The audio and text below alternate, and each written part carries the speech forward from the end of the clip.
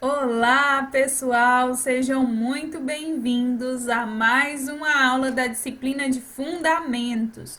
Hoje nós vamos concluir o nosso conteúdo teórico falando um pouquinho a respeito de feridas, de úlcera por pressão e da famosa anotação de enfermagem. Fica ligadinho, pega o papel, pega a caneta e vamos juntos estudar esse conteúdo maravilhoso. Ao iniciar esse conteúdo de feridas, você precisa saber quais são os tipos de feridas que o seu paciente ele pode apresentar.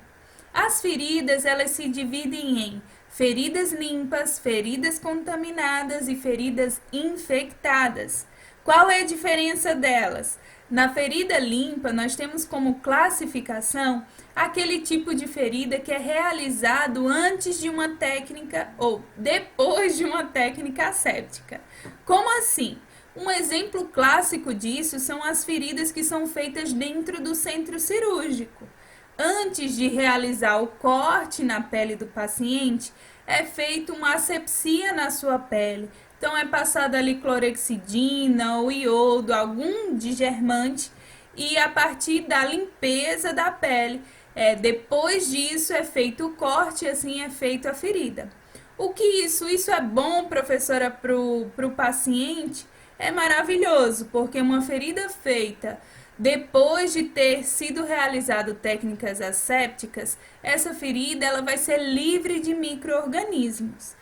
Então, nós classificamos como feridas limpas.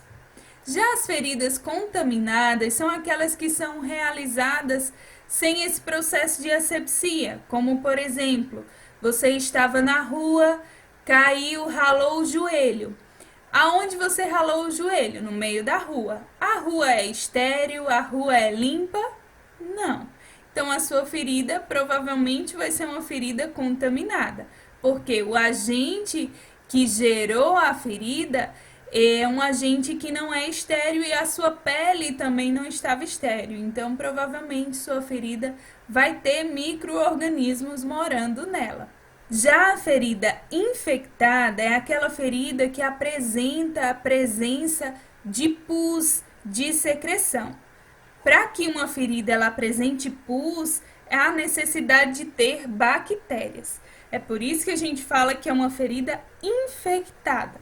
Geralmente, feridas infectadas vêm aí com uma reação inflamatória intensa, ou seja, a pessoa começa a ter vermelhidão, dor no local, né? Aquele local da ferida ele fica mais quente e começa a apresentar as secreções, que é um sinal clássico da infecção.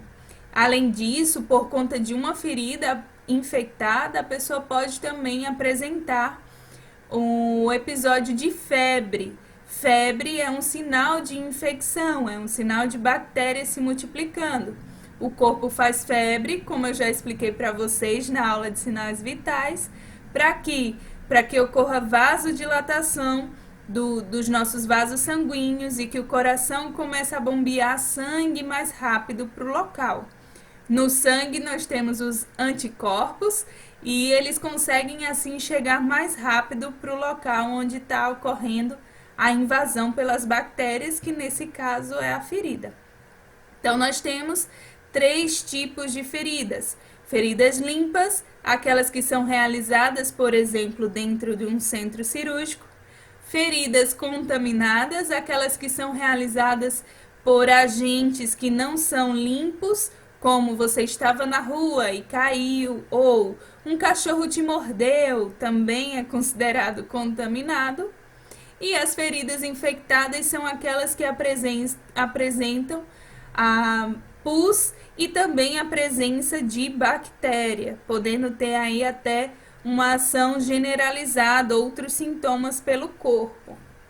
Dentro das feridas, nós temos vários tipos de tecidos. Vamos ver cada um deles. Coloquei aqui para vocês os 4 tipos de tecido que podem aparecer dentro de uma ferida. Dificilmente numa ferida limpa você vai ter presença de pus, de tecido com fibrina ou de necrose, é difícil. mas em outros tipos de feridas, como as contaminadas e as infectadas, os 4 tipos de tecido podem estar presentes. Então, nós temos o tecido, que é esse pretinho, logo aqui embaixo. Esse tecido, que é o que está ao lado, ele é um tecido morto, ou seja, para que o paciente ele cicatrize essa ferida, há necessidade de que esse tecido morto ele seja retirado. Então ele é essa coloração preta mesmo, né? E representa que aquela parte ali do tecido ela morreu. Nós temos do outro lado o tecido de fibrina. A imagem está um pouquinho ruim, mas o tecido de fibrina ele é caracterizado por essa cor amarelada. Ali do lado é uma bolsa escrotal. Esse homem provavelmente deve estar sofrendo muito e com essa feridinha aí, feridona, né? E é caracterizado então pela cor amarela, amarelada. Nós temos também o tecido de granulação, que é esse vermelhinho. Tecido de granulação é um tecido maravilhoso para ferida. E o tecido de epitelização, que é um rósea. E esse tecido rósea, ele também significa que a cicatrização tá beleza. Nós vamos ver cada um desses tecidos a partir de agora. O primeiro tecido, que é o tecido de granulação. Esse tecido, a gente pode associar ele com um morango. Olha bem para esse tecido, olha bem para essa imagem aí. Ela não é toda cheia de bolinhas, de furinhos e ela é bem vermelhinha. Esse tecido é um tecido maravilhoso. Quando nós temos tecido de granulação dentro de uma ferida, isso significa que a ferida está num processo de cicatrização positivo. Logo, logo essa ferida vai fechar. Aqui é a região da perna de um paciente, é uma úlcera venosa. Às vezes, por falta de circulação adequada, alguns idosos principalmente, acabam desenvolvendo essas úlceras venosas. Então, aqui, nesse caso de tecido de granulação, o ideal é nós tratarmos com óleo de girassol, que é também conhecido como Dersane. Então, é apenas um olhinho para que esse tecido ele fique úmido. E eu quero que vocês lembrem bem disso. Feridas assim como essa, elas precisam ficar úmidas para poder elas fecharem, elas cicatrizarem. Feridas secas não cicatrizam, elas precisam da umidade, as células precisam de um ambiente úmido para se multiplicar. Imagine aí uma terra seca e você colocou uma semente. Se você não aguar essa semente, a plantinha não vai germinar. Então, do mesmo jeito, é aqui no tecido de granulação, também no tecido de epitelização. Se você não deixar esse tecido úmido, ele não vai germinar e ele não vai fechar a ferida, tá bom? Próximo tecido. Aqui nós temos uma ferida bem na região do maléolo, que é aquele ossinho do riso, que geralmente a gente costuma abater nos móveis, né, ali no pé. Então, aqui nós temos 2 tipos de tecido. Se vocês observarem, na parte de dentro da ferida, na parte interna da ferida, nós temos o tecido de granulação, que é o tecido vermelhinho. E na parte externa, que é justamente na borda da ferida, nós temos o tecido de epitelização.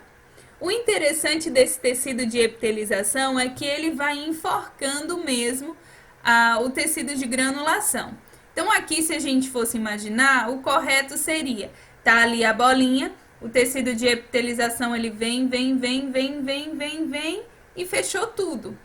Mas, provavelmente, aqui, o tecido de epitelização que está em volta, ele vai vir e vai dividir essa ferida em 2. E, a partir de 2, ele consegue fechar mais rápido.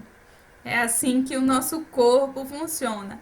Então, tecido de epitelização e tecido de granulação são tecidos ótimos. Quando o seu paciente apresenta esses 2 tipos de tecido, significa que o processo de cicatrização está Ok, está funcionando perfeitamente.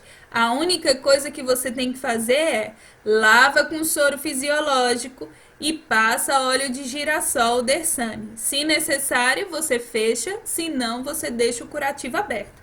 Nesses casos assim, a gente sempre fecha, tá bom? Coloca as gases, coloca esparadrapo ou coloca a atadura, faz um curativo compressivo, que nós vamos ver mais pra frente. Calma, calma, calma.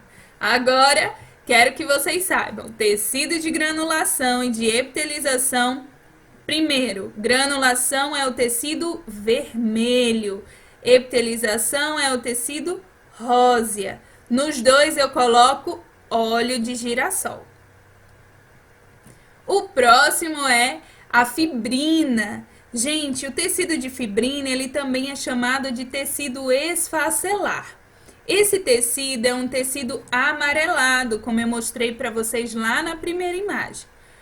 Esse tecido aparece normalmente quando o paciente ele apresenta algum processo infeccioso. Então, dificilmente numa ferida limpa ele vai aparecer.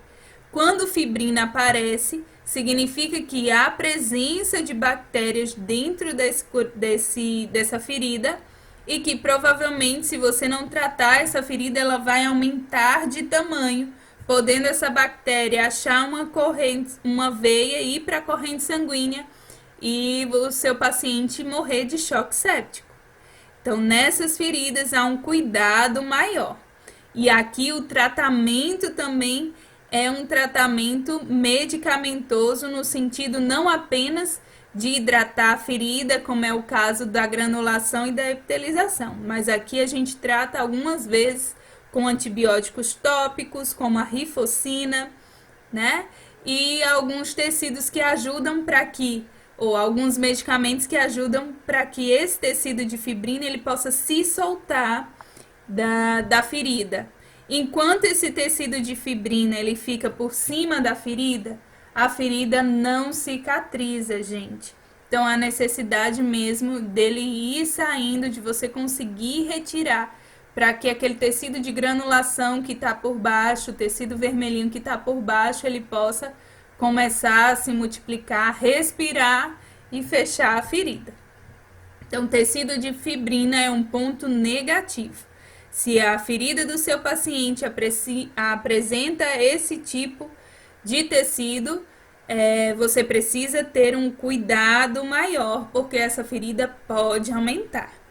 Depois do tecido de fibrina, nós vamos para o tecido de necrose. E o tecido de necrose, minha gente, é um tecido aqui, é uma queimadura, tá bom? Esse tecido de necrose, ele é um tecido que, da mesma forma que a fibrina, significa que a sua ferida não vai nada bem. Se você está tratando o paciente começa a apresentar tecido de necrose, cuida, tem alguma coisa errada no seu tratamento. A necrose, ela significa morte celular. Então, toda essa parte preta que vocês estão vendo aí na imagem, tá aqui, né? Aí na imagem, toda essa partezinha preta é tecido morto. Por baixo desse tecido tem tecido vivo. Mas é a necessidade de você tirar esse tecido morto, que está abafando o tecido vivo que está embaixo, para que o tecido que está vivo, ele possa começar, vamos dizer assim, a germinar e assim fechar a ferida. Se você deixa a necrose na ferida do paciente, a tendência é que essa ferida aumente tanto em largura quanto em profundidade. Então, possa ser que fique lá bem profunda a ferida e aí dificulta o processo de cicatrização. Então, necrose precisa ser tirada. A necrose, ela pode ser retirada tanto pelo debridamento mecânico, quanto por aquele que é realizado que geralmente é o médico ou a enfermeira que realiza, que é com bisturi. Quando a gente vai pegando o bisturi e vai mesmo retirando, raspando esse tecido que está apodrecido. No caso do debridamento manual, é você mesmo com a gazezinha esfregando em cima do tecido para que o tecido ele saia, ele se desgrude e saia da ferida. Esse é o debridamento manual. Nós vamos ver mais sobre isso.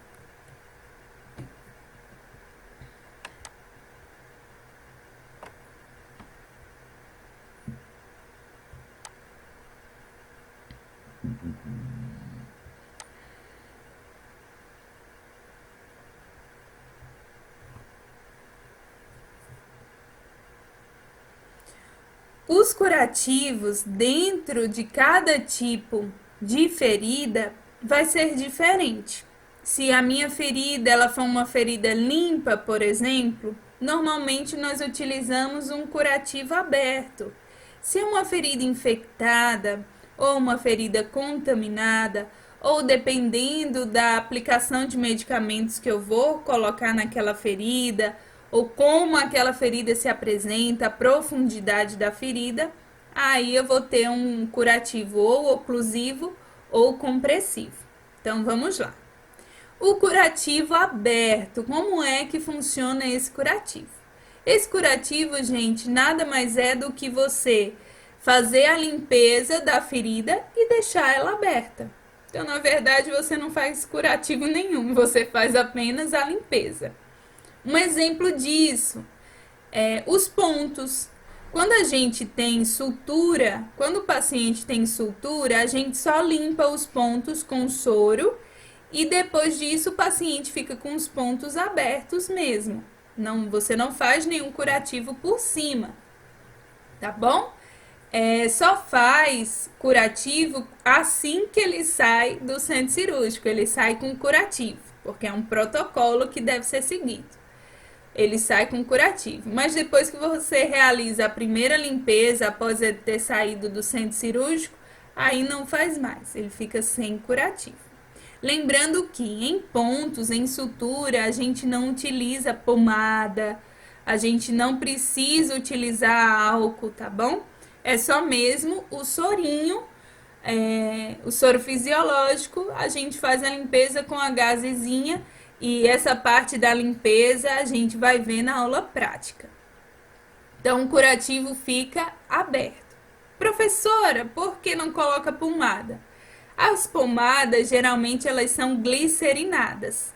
E por serem glicerinadas, elas deslizam, elas são meio oleosas. E aí pode ser que faça com que os pontos eles se rompam, o que não é interessante. Então, a gente só faz a limpeza mesmo. Bom, um exemplo de curativo aberto. O curativo oclusivo. Como é esse curativo oclusivo? Então, no oclusivo, você vai ter lá uma ferida. Essa ferida, ela vai estar aberta, né? Vai apresentar os tecidos. Você vai primeiro fazer a limpeza da ferida. E como é que eu faço a limpeza? Soro fisiológico e gás. Você vai jogando o soro e limpando com a gaze. Depois que você limpou a ferida, você vai aplicar as medicações se for necessário. Aplicou as medicações, lembrando que em cada tipo de tecido a gente tem uma medicação diferente para aplicar. Então, apliquei as medicações. Depois que eu apliquei as medicações, eu vou pegar as gases limpas e estéreis e vou colocar por cima da ferida. Coloquei as gases por cima, eu venho com o esparadrapo e vou fechar as laterais. Esse é um curativo oclusivo. Gaze e esparadrapo nas laterais. E o curativo compressivo, professora? No compressivo, a única diferença é que, ao invés de você utilizar as gases nas laterais, você vai utilizar a atadura. Lembram da atadura? Que é aquele que enrola na perna ou enrola no paciente, que fica apertadinho. Então, a gente vai fazer a limpeza da ferida com soro e com as gases, limpando toda a ferida. Depois que eu limpei a ferida, eu vou aplicar as medicações. Depois, coloco as gases em cima da ferida e, por último, enrolo com a atadura, perdão. Por isso que é chamado curativo compressivo, porque vai ficar apertadinho ali na sua ferida. Então, recapitulando, 3 tipos de curativo. Curativo aberto, só limpo e deixo ele aberto. Curativo fechado ou oclusivo, que é aquele onde eu coloco as gases, em volta coloco os esparadrapos. Curativo compressivo, que é aquele onde eu limpo, coloco as medicações, coloco a gase e passo a atadura. Ok? Esse assunto é super tranquilo. Eu sei que vocês são desenroladíssimos e vão tirar notas muito boas na nossa avaliação. Vamos lá. Aqui a gente tem um pé muito bonito. Nós temos, gente, o que eu quero mostrar para vocês é justamente os tecidos que essa ferida apresenta. Se nós olharmos na borda lá em cima, nós vamos ver uns pontinhos negros, uns pontinhos pretos na ferida. O que é esse tecido? Quem lembra? É o tecido de necrose. Isso mesmo que você falou aí na sua casa. Então, tecido de necrose. Quando nós olhamos bem em volta, depois do tecido de necrose, a gente tem um tecido mais róseo, mais arroseado, estão vendo? Tanto na borda de superior quanto na borda inferior. E esse tecido é chamado de tecido de... tecido de fibrina. E depois, professora, nós temos ali uns pontinhos dentro da ferida agora. Nós temos uns pontinhos amarelos, amarelados, que é chamado de tecido de fibrina ou tecido esfacelar. E por último, nós temos o tecido vermelhinho, que vocês estão vendo bem no meio da ferida, que é o tecido de granulação, ok? Como eu disse para vocês, para cada tipo de tecido a gente vai ter uma medicação específica. Professora, somos nós que prescrevemos a medicação? Não. Geralmente a medicação é prescrita pelo enfermeiro ou pelo médico do plantão, tá bom? Mas é importante você conhecer por quê. Muitas vezes acontece do médico não ter o contato com a ferida, então ele acaba pedindo para você administrar colocar uma medicação na ferida que é para um tecido de necrose, sendo que a ferida do seu paciente não apresenta tecido de necrose.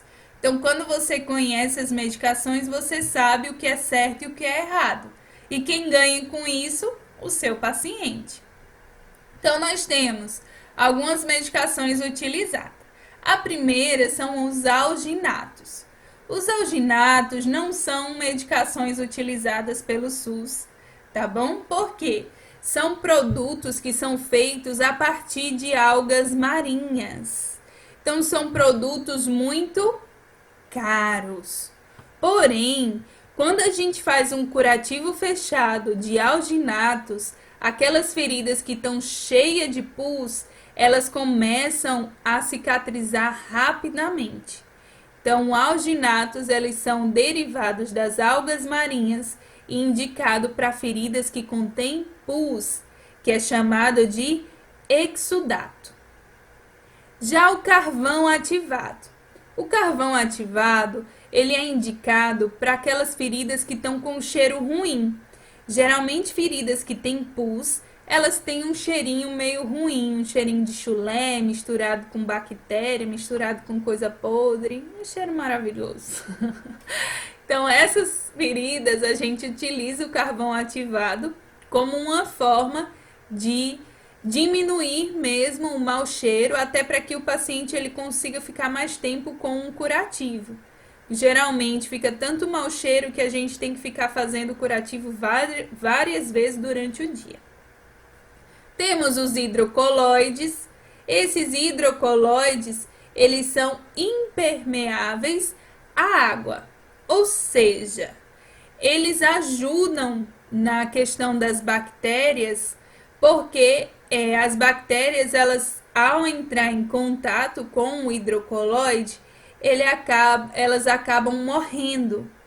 E ele faz com que o leito da bactéria fique isolado. Ou seja, é como se a gente colocasse, já misturaram óleo e água, a gente vê que eles não se misturam, né? Por quê? Só se mistura se a gente botar um detergente ali, aí vai misturando. Mas o óleo e a água, eles não se misturam. São densidades diferentes. Quando a gente coloca o hidrocolóide na ferida, é como se ele fizesse isso. Ele isolasse a ferida e não deixe que a bactéria ela consiga entrar na ferida, ou seja, a bactéria não se mistura. Isso faz com que você consiga eliminar essa infecção. Porém, os hidrocolóides eles são caríssimos por ter uma durabilidade alta. Quando você faz um curativo com hidrocolóide, ele pode durar até 7 dias. O hidrogel. O hidrogel, gente, é apenas um curativo, que é um curativo não, uma pomadinha. Essa pomadinha ela ajuda a manter a ferida úmida para que ela possa brotar, vamos colocar assim, cicatrizar mais rápido. Então, o objetivo do hidrogel é apenas deixar a ferida úmida, tá bom? Não tem efeito infeccioso. É por isso que ela é indicada para feridas limpas. Tem também os filmes, que é como se fosse um plástico filme, sabe aquele plástico filme que a gente coloca nos alimentos? É como se fosse aquele plástico filme. Ele ajuda a manter a ferida bem úmida. Lembra que eu falei que terra seca não dá frutos, não germina nada. Então ajuda a manter a ferida úmida, porém, e também a ferida fechada, né? Por ficar bem vedadinha. Outras medicações. Os ácidos graxos essenciais, que entra aí o óleo de girassol, indicado para feridas com tecido de granulação, porque ele ajuda, ele acelera o processo de cicatrização, e também ajuda a manter o curativo úmido.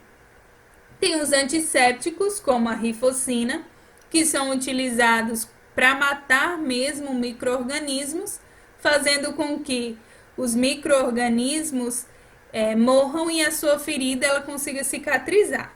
Porém, gente, quando é utilizado esses antissépticos em tecido vivo, ou seja, você está com uma ferida que não tem infecção, que não tem nenhum ponto, é só um tecido de granulação. E você tá lá espirrando rifocina, espirrando iodo, espirrando álcool em cima da ferida, você está matando o tecido vivo, ou seja, você está retardando o processo de cicatrização. Então, antisséptico é usado apenas em feridas infectadas ou contaminadas com a tendência de se tornarem infectadas. Feridas limpas, feridas com tecido de granulação, com tecido de epitelização, não se usa antisséptico. Se lava com sorinho e depois passa a medicação, tá bom? Se você passar antisséptico em tecido vivo, você diminui o crescimento desse tecido, ou seja, retarda o processo de cicatrização. Importante, a papaina. A papaina ela é indicada para tecido de necrose. Então, quando um tecido está lá de cor preta, você vai passar a papaina. A papaina, gente, é uma enzima que foi encontrada dentro do mamão papaya. Não tem aquele mamão que a gente come na nossa casa? É uma enzima que ela foi extraída do mamão verde, e ela ajuda a fazer com que aquele tecido pretinho ele possa se desgrudar da ferida sem que você tenha que ficar ali esfregando, tá bom? Até porque quando a gente esfrega muito a ferida, enquanto a gente está esfregando no tecido de necrose, o paciente não sente dor. Não, professora, não. Porque o tecido está morto. Agora, quando a gente começa a esfregar num tecido de granulação, o paciente vai dar pulo dessa altura, porque dói muito, é tecido vivo, vivíssimo, dói muito, tá bom? Nós temos algumas medicações que são as queridinhas, como a colagenase. A colagenase, ela é comum de se encontrar em qualquer tipo, em qualquer instituição, seja num hospital, num postinho de saúde. Por quê? Porque o custo dela é baixo e ela tem uma ação poderosa dentro dos tecidos, como o tecido de necrose e o tecido de fibrina, que é o tecido esfacelar. Então, ela ajuda a fazer um debridamento, ou seja, eliminar aquele tecido, fazer com que aquele tecido se desgrude da ferida, porque ele não é bom, bom? Tem o carvão ativado com prata, que eu já falei para vocês. Nós temos o açúcar, sim, o açúcar, que é aquele açúcar que a gente usa, açúcar de cozinha. Ele também pode ser utilizado na ferida. O açúcar ele tem um custo baixíssimo, é de fácil acesso, ajuda a dar energia às células que estão no processo de multiplicação celular para fechar a ferida e também proporciona um ambiente úmido. Um dos pontos negativos de um curativo feito com açúcar se o paciente for diabético, lógico, você não pode fazer, mas também o ponto negativo é que esse curativo ele precisa ser trocado a cada 2 ou 4 horas. Então, por isso que muitas vezes ele não é muito realizado, porque você tem mais trabalho, vamos colocar assim. O açúcar ele também ajuda a reduzir a dor no local da ferida, porque ele promove a hidratação das terminações nervosas. Então, o açúcar ele é um medicamento poderoso no combate das feridas. Atenção, acione a sirene aí. Ui, ui, ui. Atenção, o famoso PVPI, ele não deve ser utilizado nas feridas, tá bom? PVPI não. Por quê? Lembra que eu falei que os antissépticos, eles são utilizados apenas em feridas contaminadas e também se você aplicar ele em tecido vivo, ele vai fazer o quê? Vai matar o tecido. Então, PVPI desgermante, ele serve para limpar a pele. Pele íntegra, ou seja, pele sem nenhum corte, sem nenhum arranhão, sem nenhuma ferida. Geralmente o PVPI desgermante ele é utilizado no centro cirúrgico para fazer a limpeza da pele do paciente antes de fazer o corte. Depois que faz o corte, jamais, tá bom? Por quê, professora? Porque ele vai acabar matando aquelas células que são células que deveriam estar se multiplicando para a ferida fechar. Então, ele vai matar essas células. Não é legal. Então, PVPI desgermante só é utilizado em pele íntegra. Cuidado com as pegadinhas na prova. Cuidado com as pegadinhas na prova. Vamos agora ver as úlceras por pressão. Mas antes, só revisando com vocês. Nós temos 3 tipos de feridas. Feridas limpas, feridas contaminadas e feridas infectadas. Ferida limpa é aquela ferida que é realizada após um procedimento de asepsia. Exemplo, feridas de centro cirúrgico. A ferida contaminada é aquela ferida que você fez ao cair na rua ou uma mordida de cachorro. Você acabou, o agente, o que gerou essa ferida não era algo limpo, algo asséptico. Então, você acaba tendo um potencial de contaminação. Ferida contaminada. E ferida infectada é aquele tipo de ferida que apresenta pus, apresenta exudato. Beleza? Na ferida, nós podemos encontrar 4 tipos de tecidos. Tecido de necrose, que é o tecido preto. Tecido de fibrina, que é o tecido amarelado. Tecido de granulação, que é o tecido vermelhinho. E o tecido de epitelização, que é o tecido rósea. Tecido de necrose e tecido de fibrina são tecidos ruins. Enquanto esse tecido está dentro da ferida, sua ferida vai demorar mais a cicatrizar. Tecido de epitelização e tecido de granulação são tecidos bons. Quando a sua ferida apresenta esses tecidos, significa que vai bem, que vai cicatrizar logo, logo. Para necrose, a gente utiliza papaina. Para tecido de fibrina, a gente utiliza antissépticos e a colagenase. Para tecido de granulação e tecido de epitelização, a gente utiliza o óleo de girassol. Lembrando que, se a ferida tiver fedida, você vai aplicar aí o carvão ativado de prata. E nunca, jamais você utiliza PVPI digermante numa ferida. PVPI digermante é utilizado apenas em pele íntegra, ok?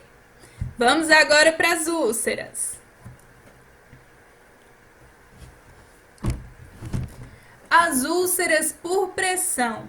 O que são úlceras por pressão? Úlcera por pressão nada mais é do que uma lesão causada na pele por conta da interrupção sanguínea. Ou seja, uma pessoa está ali pressionando tanto uma parte do corpo que ela acaba não recebendo sangue naquela porção e aquelas células ali, aquela pele acaba morrendo, gerando uma ferida. Quanto mais tempo aquela parte do corpo fica sem receber sangue, ela fica sem receber oxigênio e nutrientes.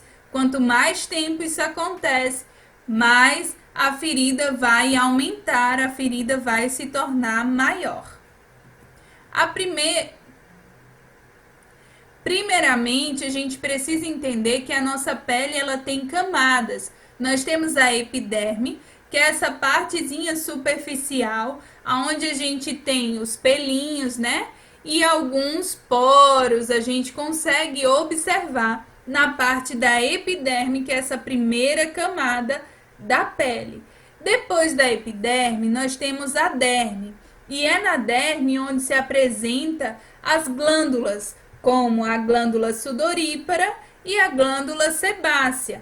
Também é nessa parte da derme que a gente tem o nosso folículo capilar, que é chamado de folículo piloso, ou seja, o bulbozinho do pelinho que está saindo lá na epiderme, ele está dentro da derme, tá bom? E depois disso a gente tem a hipoderme, que é mesmo o tecido adiposo, o tecido de gordura, que serve como isolante térmico para nós. Então, nós temos epiderme, derme e hipoderme.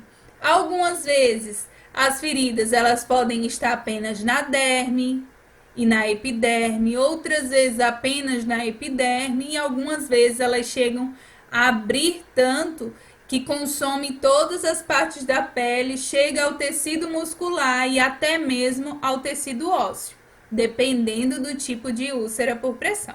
Nós vamos ver os estágios de cada uma. Mas não se esqueça, nós temos epiderme, depois derme e depois hipoderme. Aqui são os locais onde mais podem aparecer as úlceras por pressão. Geralmente, úlcera por pressão aparece em locais onde nós temos proeminências ósseas. Então, na região do cotovelo, na região do ombro, região escapular, região occipital, a região do trocânter, região do joelho, a região sacral, que é muito comum, região do calcâneo, lá no pezinho, e a região do hálux, Hallux, para quem não sabe, é o nome do dedão do pé, mais famoso como dedão do pé. Então, hallux também podem aparecer úlcera por pressão. Essas úlceras, como eu disse para vocês, elas ocorrem devido à interrupção do fluxo sanguíneo. Então, o paciente ficou muito tempo deitado com a região occipital encostado numa superfície dura. Naquela região ali, o aporte de sangue vai ser menor e as células vão começar a morrer. Isso em algumas horas. Em alguns dias, gente, essas células elas vão ter morrido e vão morrendo mais e mais, e a ferida ela se abre. Então, inicialmente, o primeiro sintoma que a gente vê de úlcera por pressão é apenas uma vermelhidão no local. Depois dessa vermelhidão, aí a gente começa a ver mesmo a pele se rompendo. Mas não se preocupe, nós vamos ver cada nível, cada estágio da úlcera por pressão. O estágio 1 da úlcera por pressão. Esse estágio ele é caracterizado por um processo de hiperemia. Como vocês podem ver aí nas imagens abaixo, a gente tem regiões onde apresenta uma vermelhidão. Essa vermelhidão é um sinal de que, se o meu paciente continuar naquela posição, continuar fazendo a pressão naquele mesmo local, essa pele que está vermelha, ela vai se romper e eu vou ter os estágios maiores da úlcera. Então, o estágio 1 é um estágio de alerta. Quando é, professora, que eu posso identificar o estágio 1 de uma úlcera por pressão? No momento do banho, é uma grande oportunidade de você identificar se o seu paciente se encontra ou não com algum tipo de início de úlcera por pressão. Aqui, gente, um cremezinho, um hidratante já resolve. E você não deixar o paciente mais numa posição de pressão naquela região. Então, dá pra gente ver bem que é uma vermelhidão. Quem é mulher e estiver assistindo aí vai saber o que eu estou falando. Algumas vezes a gente acaba comprando umas calcinhas, roupa íntima, um número menor, e elas ficam arrochando a gente, principalmente aqui na região das laterais. E aí, quando você tira ela, sobe um vermelho bem grandão aqui na lateral e fica ardendo, fica queimando. É desse jeito na úlcera por pressão, quando você tá com uma coisa bem arrochada em você, e aí depois fica ardendo, queimando, depois volta ao normal. Então, o estágio 1 é esse estágio de vermelhidão, um estágio de hiperemia. O estágio 2. No estágio 2, nós já temos um processo de isquemia, ou seja, primeiro, a pele ficou avermelhada, você não viu, você não tratou aquela pele avermelhada, ela vai começar a ter um processo de inflamação, como a gente está vendo nas imagens aí abaixo. Então, aqui a gente já tem a epiderme, que é a primeira camada da pele, lembram? E a derme já começam a ser lesionadas, já começam a ficar rompidas. Então, aqui a pele já começa a se romper. No estágio 1, não. No estágio 1, tá só vermelho. No estágio 2, que é o processo de isquemia, ocorre o rompimento da epiderme e da derme. No estágio 3, a gente já tem um estágio onde apresenta necrose. Então, o estado 3 é o estado de necrose. Se tem necrose, é por quê? Porque o tecido está morrendo. Então, aqui a gente pode ter toda a camada da pele rompida, inclusive do tecido subcutâneo, podendo aí a gente ter o aparecimento e a profundidade ser tão grande que a gente possa ver até as camadas mais profundas do nosso corpo. Então, nós estamos vendo aí na imagem, olha, rompeu toda a epiderme, a derme, a hipoderme, né, o tecido subcutâneo e tá na parte muscular já do paciente, nessa imagem maior. Na imagem ao lado, eu não sei se é um joelho ou se é uma cabeça, me ajudem aí depois, mas a gente vê o rompimento também da epiderme, da derme e da hipoderme. Chega, gente, a alguns casos que a gente vê até lá no fundo, como é o caso do estágio 4. No estágio 4, rompeu derme, hipoderme, ou epiderme, derme, hipoderme, tecido subcutâneo e chega aos músculos e aos ossos. Então a gente já tem uma úlcera bem profunda. Lembrando que úlcera por pressão, normalmente ela vai aumentando tanto, vamos dizer, ela vai tanto em largura quanto em profundidade. Então ela vai aumentando em largura, mas também ela vai ficando mais profunda. Então, no estágio 4 já é o estágio de ulceração. É o estágio mais grave da úlcera por pressão. Aqui nós temos, em forma de desenho, como é que funciona. Então, nós temos o estágio 1. No estágio 1, a gente tem apenas uma vermelhidão ali na região da epiderme, da derme, da hipoderme. No estágio 2, ocorreu o rompimento ali da epiderme e da derme, então temos um processo de isquemia. No estágio 3, a gente já tem um processo onde ocorreu o rompimento da epiderme, da derme, da hipoderme, podendo chegar ali no tecido subcutâneo. O estágio 3 é também conhecido como estágio de necrose.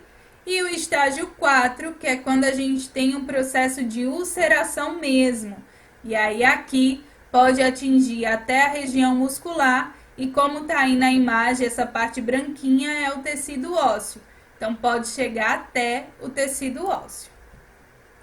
Olha essa imagem, gente. Essa imagem é bem chocante. Eu já mostrei até para vocês na sala de aula, né? Aqui a gente tem um paciente com uma úlcera sacra, uma úlcera sacral. Essa úlcera aqui, ela já está no estágio 4. A gente tem muito tecido de fibrina, estão vendo o tecido amarelinho? E a gente tem também muito tecido de necrose. Na verdade, nós temos tecido de granulação e epitelização também, nas bordas, né? Mas o meio da ferida, ele tá todo cheio de fibrina e de necrose. Ao ver uma ferida dessa, eu fico aqui salivando, porque o meu desejo é estar ali tirando esse tecido, debridando esse tecido. A professora é meio doida. Mas eu fico mesmo, quando eu pego uma ferida assim, eu fico ansiando para ver ela fechando. É maravilhoso você tratar e ver a ferida fechando.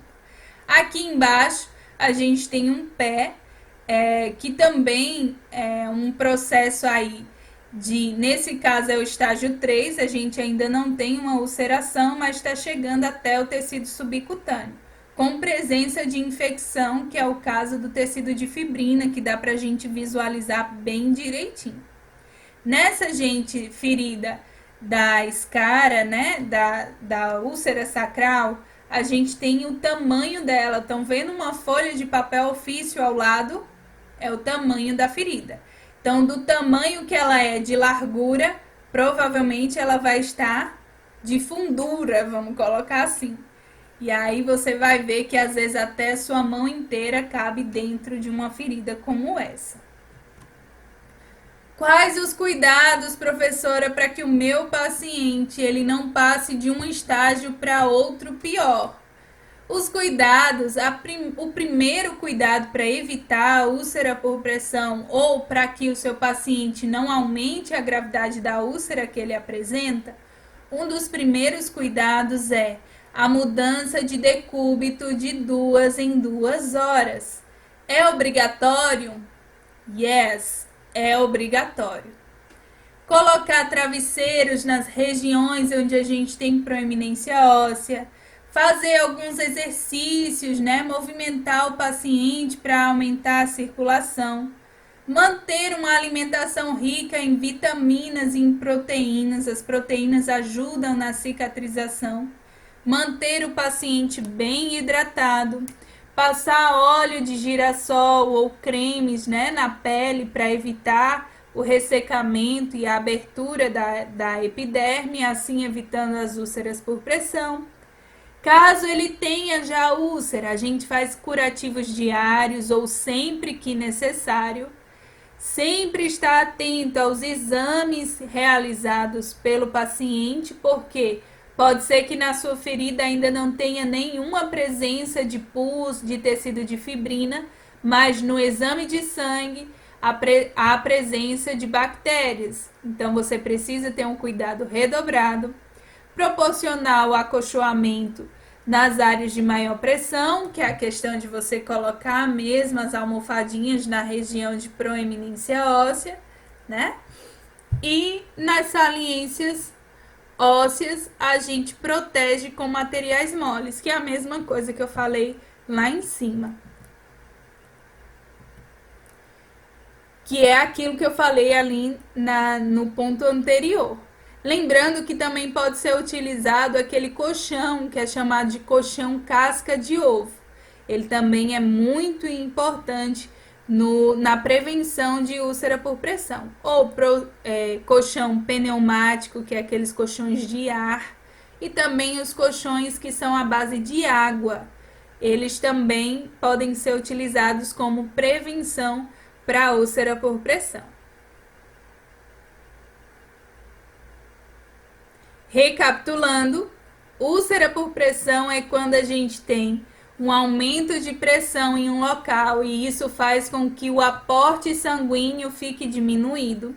A úlcera ela existe em 4 estágios, ela é dividida em 4 estágios.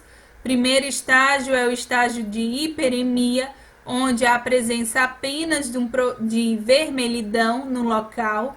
No estágio 2 é o estágio de isquemia, onde a gente tem a presença tanto da vermelhidão quanto da inflamação. E no estágio 2 já começa a ter o rompimento da epiderme e da derme. No estágio 3 é o estágio de necrose, e nesse daqui a gente já tem o rompimento da derme, da hipoderme, da epiderme, da derme, da hipoderme e do tecido subcutâneo. E no estágio 4, a gente tem o estágio de ulceração, onde o paciente apresenta o rompimento de todas as camadas, chegando até o tecido muscular e o tecido ósseo. Vamos continuar. Para concluirmos a nossa aula de hoje, eu só quero que vocês entendam algumas coisas a respeito da anotação de enfermagem. Não se preocupe, esse conteúdo será revisto em aula prática, mas eu preciso que vocês entendam. Primeiramente, a importância da anotação. Todo profissional de saúde, ele deve fazer anotação. Quando, professora? Sempre que ele realizar algum procedimento no paciente ou sempre que o paciente relatar algo para o profissional de saúde. Então, é essencial a anotação. Se eu fui lá no quarto do paciente e ele me disse que estava com dor no abdômen, eu vou colocar lá no prontuário. Dia 18/7/2020, às 11 horas da manhã, paciente relatou algia abdominal. Então, em tudo que eu faço e tudo que o paciente relata, eu preciso anotar. A anotação de enfermagem, ela existe de várias formas. Nós temos a anotação que é feita quando o paciente entra na unidade, que é chamada de admissão. Nós temos a anotação que é feita quando o paciente está internado, que é uma anotação de rotina. E a gente tem a anotação que é feita no processo de quando o paciente recebe alta. Cada uma dessas anotações, elas seguem uma sequência, que é essa sequência básica que eu vou mostrar para vocês.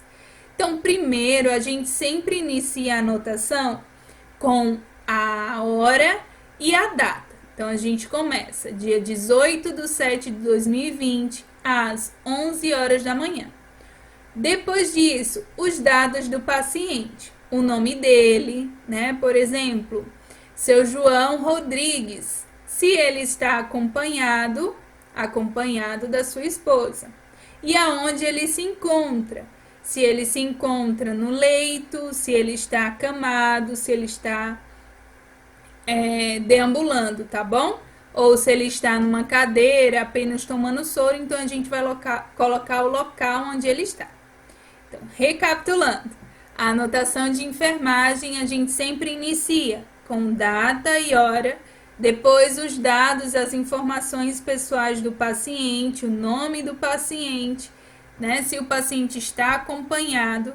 Lembrando que se eu quero fazer uma anotação bem completa, eu posso colocar o nome do paciente, a idade do paciente, o sexo do paciente, se ele tem filhos, se ele está acompanhado. Depois que eu anotei os dados do paciente, nome, idade, sexo, quantos filhos tem, eu vou para a parte se ele está acompanhado ou não. Depois, aonde ele se encontra, internado na clínica médica, internado na clínica cirúrgica, internado na clínica ortopédica, por exemplo. Depois que eu fiz esses dados, que são os primeiros, eu vou colocar o diagnóstico dele. O diagnóstico geralmente fica escrito na prescrição do médico. Diagnóstico de infarto agudo do miocárdio. Tá bom? Então, esse é o primeiro parágrafo da sua anotação. Data, hora, nome do paciente, idade do paciente, sexo do paciente, quantidade de filhos, né, o estado civil, se ele está acompanhado, o local do hospital onde ele está internado e o diagnóstico médico. Depois eu vou ver como ele está se apresentando. Aí eu coloco um ponto lá e coloco: paciente apresenta. Aí é o primeiro ponto que eu vou observar: o nível de consciência. Como é que o meu paciente está? Ele está consciente? Está alerta? Está letárgico, que é aquele paciente bem lento, você fala as coisas para ele, ele responde bem devagar? Ou ele está comatoso, que é quando ele está em coma? Como é que o meu paciente se encontra? Se ele está em alerta, eu vou colocar: paciente apresenta-se alerta. Se ele está letárgico, paciente apresenta-se letárgico. Se ele está comatoso, o paciente encontra-se em coma. Então, a gente vai colocar de acordo com aquilo que nós estamos observando no paciente. E eu anoto lá. Lembra, eu coloquei os dados do paciente, depois o ponto, paciente apresenta, o primeiro tópico, nível de consciência. Paciente apresenta-se, vamos colocar o nosso aqui como alerta. Seguimos para o próximo ponto. No próximo ponto é se o paciente sabe aonde ele está. É o estado mental. Você vai perguntar para o paciente: o senhor sabe aonde o senhor está? Seu João, que dia é hoje? Seu João, é de manhã, é de tarde ou é de noite? O senhor sabe me dizer as horas? E aí, se ele estiver orientado em relação ao espaço onde ele está e ao tempo, você vai colocar uma vírgula depois do nível de consciência e vai escrever paciente orientado quanto espaço e tempo. Se ele não tiver orientado, professora, paciente desorientado quanto espaço e tempo. Muito fácil, gente. Vamos seguindo para o terceiro ponto. A gente vai ver o nível emocional do paciente. Ele tá calmo, ele tá triste, ele tá apático, sem nenhuma expressão, ele tá preocupado, ele tá raivoso, hostil, agitado. Como é que ele tá? Dependendo de como ele esteja, você vai anotar. Então, você colocou até agora nível de consciência, estado mental, agora o estado emocional. Então, até agora está: paciente apresenta-se alerta, vírgula, orientado quanto espaço e tempo. Vamos agora para estado emocional. Eu vou colocar que ele está calmo. Então, eu coloco vírgula, calmo, vírgula. Vamos para o estágio 4. Tá deambulando? Tá deambulando com auxílio? Tá deambulando de cadeira de rodas? Como é que ele tá andando? Aí você vai colocar deambulando com auxílio. No caso do meu aqui que eu tô inventando com vocês. Então, até agora eu anotei. Paciente apresenta-se alerta. Depois de alerta, orientado quanto espaço e tempo, vírgula, calmo, vírgula, deambulando com auxílio. Se ele está deambulando com auxílio, ele está acamado? Não, ele está deambulando. Então, eu não preciso nem colocar. Mas se ele não estivesse deambulando, aí você pularia e colocaria acamado. Tá bom? Está em repouso relativo ou absoluto no leito? No caso do meu, como está deambulando com auxílio, né, que eu coloquei lá em cima, eu vou colocar que ele está em repouso relativo no leito. Então, ficou paciente alerta, vírgula, orientado quanto espaço e tempo, vírgula, calmo, vírgula, deambulando com auxílio, em repouso relativo no leito.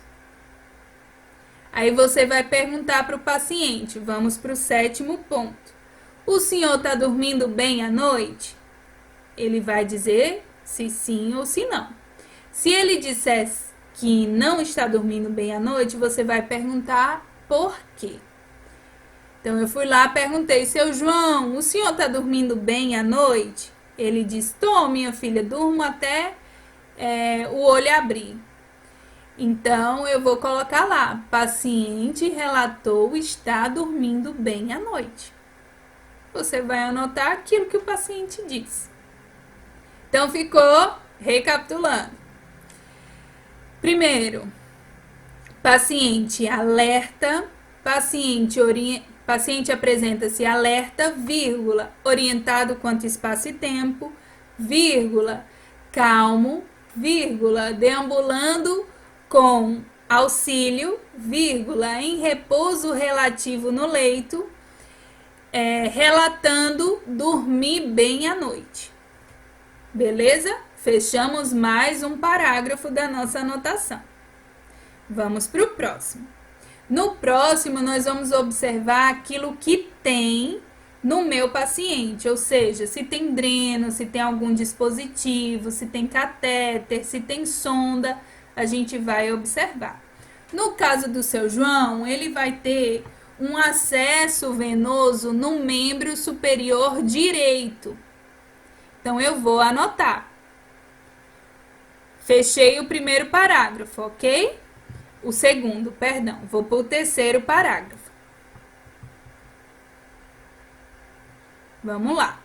Paciente com acesso venoso periférico em membro superior direito com bom fluxos e sem sinal de infecção. Só isso. Se ele estiver passando alguma medicação, você vai colocar paciente com acesso venoso periférico em membro superior direito com bom fluxo, sendo administrado 400 ml de soro fisiológico mais 2 ml de dipirona, o que está sendo administrado.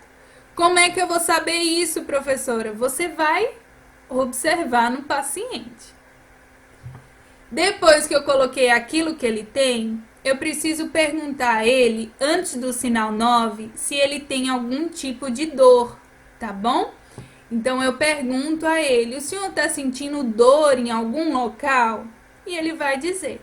Se ele disser que sim, você tem que perguntar de 0 a 10, quanto é que está a sua dor?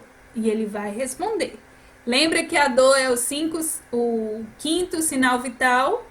Então, a gente pergunta. E aí, você vai anotar. Paciente relata dor no membro superior esquerdo com intensidade 5. que é o nível de dor que ele está sentindo. Se ele não sente dor, você coloca paciente nega algia. Algia significa dor.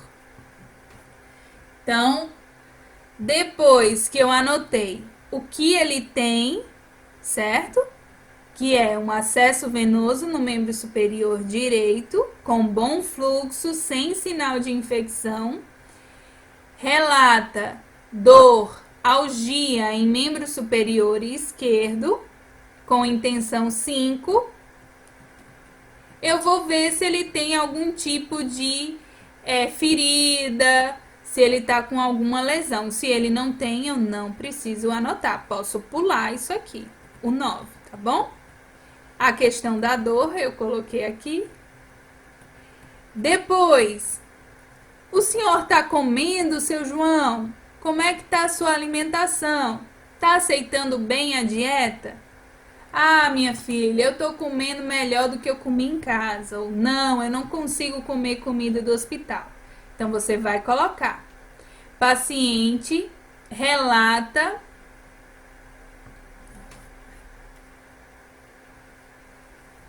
paciente recusa a dieta oferecida ou paciente aceita dieta oferecida.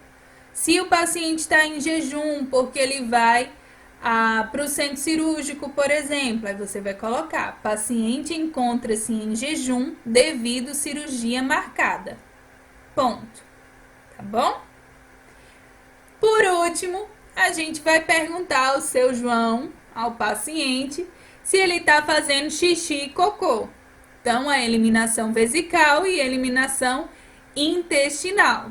Seu João, tá fazendo xixi? Foi no banheiro hoje? Fez xixi, seu João? O xixi tava que cor? Tava amarelo, tava escuro, tava fedendo, tava com cheiro forte? Seu João, e cocô? O senhor fez cocô? Tem alguns idosos que só entendem obrou, né? Obrou! Foi ao banheiro hoje? Fez o número 2? Como é que tava o número 2? Tava escuro? Tava que cor? Aí você vai colocar.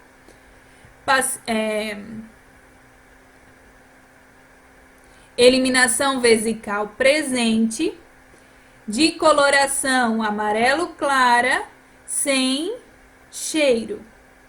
Eliminação intestinal ausente, ou seja, ele fez xixi, mas ele não fez cocô, tá bom? No caso de seu João aqui que eu tô inventando.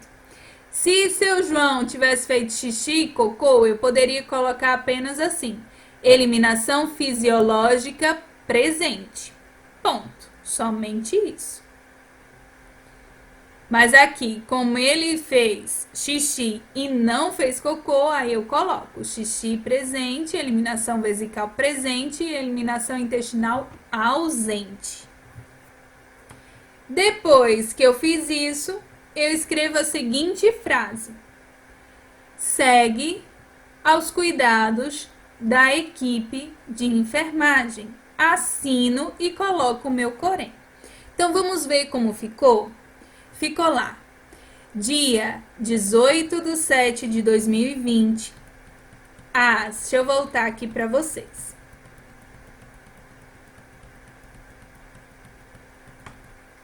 Vamos lá.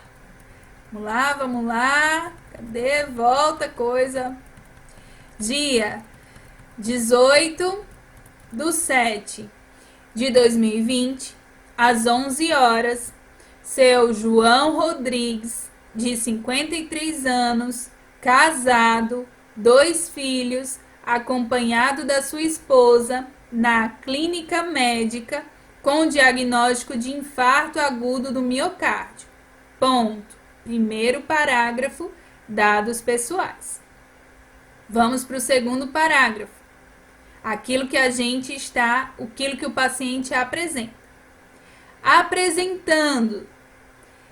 Apresentando-se alerta, orientado quanto espaço e tempo, vírgula, calmo, vírgula, deambulando com auxílio, vírgula, em repouso relativo no leito, referindo dormir bem à noite, Ponto. Apresenta acesso venoso periférico em membro superior direito, com bom fluxo e sem sinais de infecção. Depois, sem dor, nega algia, aceitando bem a dieta oferecida, vírgula, com eliminação vesical presente, com coloração amarelo claro e sem cheiro, e eliminação intestinal ausente. Paciente segue aos cuidados da equipe de enfermagem. Raquel Brito, 5151-125, que é o meu Corém. Pronto, só isso. Não é simples? Essa é uma anotação mais completa, que é aquela que nós fazemos quando iniciamos o plantão.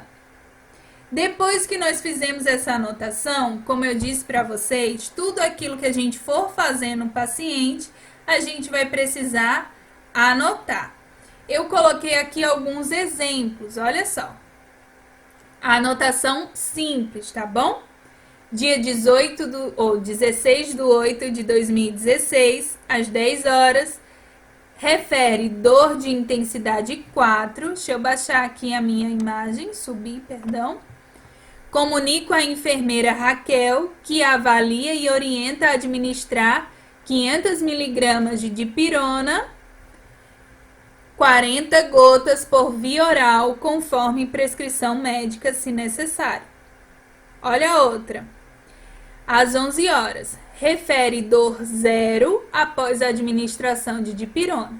Oriento comunicar em caso de qualquer desconforto via campainha. Mantenho a campainha próxima ao paciente. Então, é aquilo que você faz na rotina mesmo, o que o paciente relata e aquilo que você fez por ele, tá bom? Então, depois dessa anotação mais completa, a gente fica fazendo essas anotações, que são as anotações das condutas que nós tomamos dentro do nosso plantão. E ao terminar o plantão, a gente faz novamente uma anotação maior, que é para entregar o nosso plantão para a próxima técnica de enfermagem. Tem algumas palavrinhas que eu coloquei assim, aqui embaixo, que são palavrinhas que a gente utiliza como uma forma de registrar uma sequência, tá bom? Mas não se preocupem, eu vou mandar esse material para vocês no portal do aluno. Vocês vão poder fazer impressão, vocês vão poder fazer exemplos de anotação e vai ficar tudo bem. Nós também vamos revisar esse conteúdo no nosso momento prático quando as aulas presenciais retornarem. Então, fiquem tranquilos. Eu quero que vocês tentem fazer um exercício desse, uma evolução dessa em casa, seguindo todos esses pontos que eu abordei aqui. Podem mudar o nome do paciente, as condições que o paciente apresenta, tá bom? Mas vocês façam aí a sua anotação de enfermagem e mandem para a prof. Esse foi os nossos últimos conteúdos antes da avaliação. Eu estarei disponível para solucionar e para tirar todas as dúvidas de vocês, tanto pelo WhatsApp como também por meio do Google Meet. Então anotem as dúvidas para que a gente possa conversar junto e esclarecer todas elas. Beijão da Pro e até a próxima matéria!